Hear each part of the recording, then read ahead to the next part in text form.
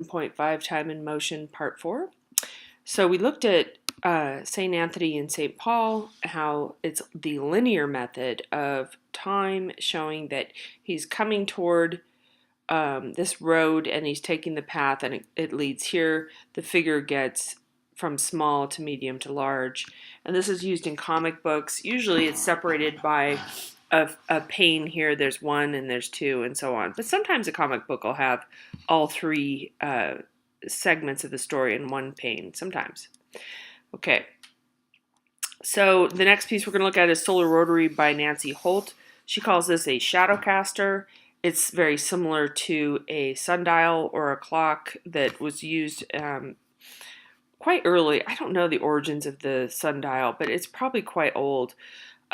This particular segment here has a meteorite in it, but what the times of day show these shadows in different orientations. This curvature here would be further out here.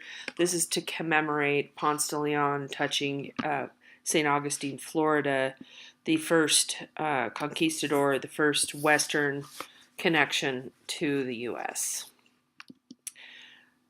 And, the relevant times of year. So there's notable dates that it'll cast on there. She's figured all that out. Slightly scientific. Also, you want to think about the passage of time is not something that's new to artwork. This is a really ancient cave painting from the Mesolithic period. It's not giving us a year here, but it's showing hunting. So these are the progress of hunting and arrows moving through space. So it's giving us motion and time here. And that's something that we've always sought to depict at events. And this is hunting in particular, and that's important for survival. So that's depicted in the cave. So the arrows are in flight, and then the arrows are piercing the deer. So aimed, the arrows ready to go, in flight, and then landing. Ai Weiwei is a really interesting artist, and he is the most important artist of this time period, meaning the 2000s. He's done some really interesting works. This is an older piece that he did. He is a Chinese artist living in China for the most part and going under some extreme conditions. He's been kidnapped and tortured a few times for his artwork and his lifestyle and his tweeting and self-expression. So he's been through quite a lot. He's done a lot of interesting things. He did the Bird's Nest Olympic structure in Beijing for the Olympics. He's known for a lot of different artworks, very controversial. In this particular piece, he's dropping a Han Dynasty urn. I know it looks like down here the way it's spelled, but it's an urn. And this caused quite a bit of controversy. It's a 2,000-year-old urn. But he was doing it intentionally to sort of smash this sense of antiquity and this idea that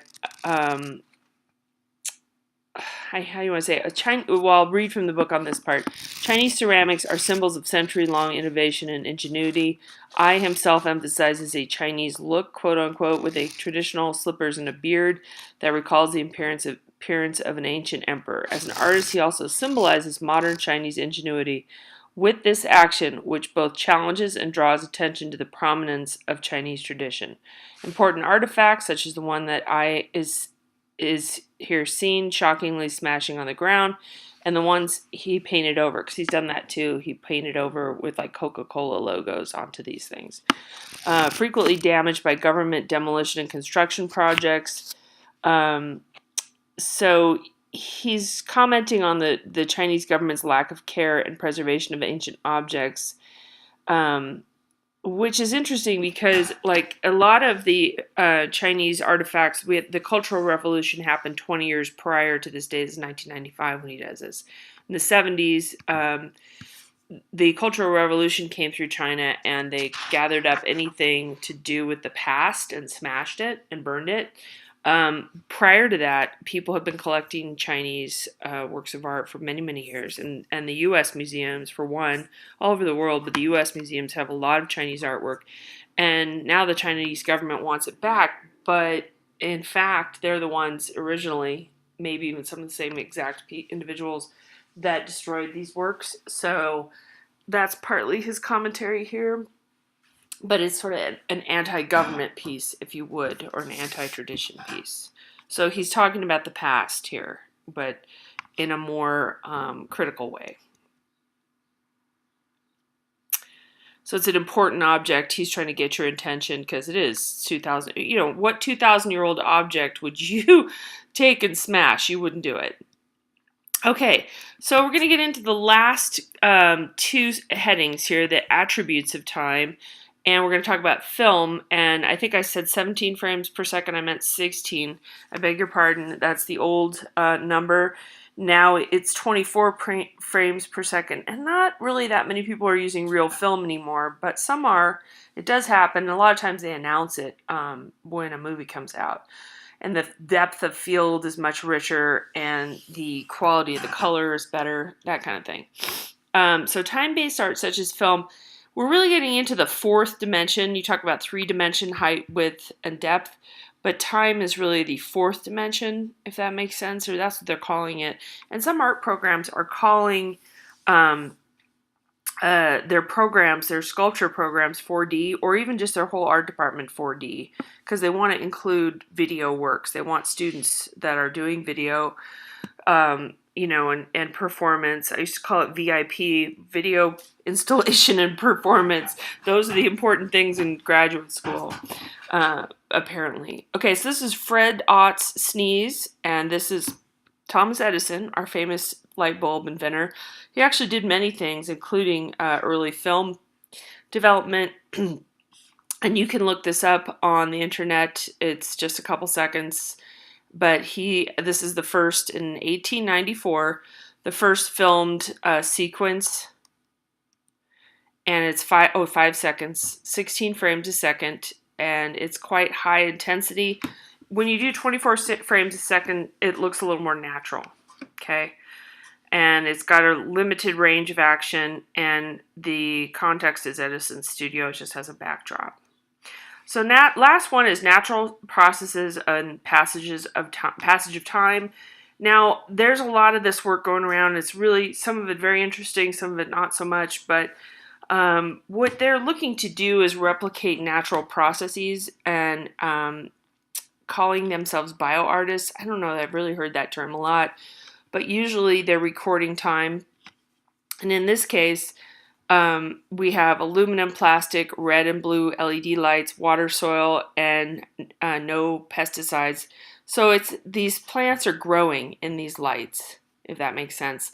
This one's sort of embedded in the wall. There are lights on these, I think 24 hours a day, if I remember this right. But it's basically showing plants growing in a set amount of time. Sometimes there's mold. I've seen that, or sediment in a jar. Like, you know how you shake up water, or river water is muddy, and they'll shake up a jar of water, and then as it settles, you have clear water and mud. So that's a time-based piece, if that makes sense. This is also a time-based piece, but it's very subtle. So, how they might react in artificial conditions is blurring the line between science and art. So, and there's another piece in here, Ron Lambert, and it has to do with clouds and water dripping. And I haven't actually seen this piece, but I've seen some similar ones. So it's a bit interesting, like these different techniques sort of imitating nature. Okay, and I'm going to end there.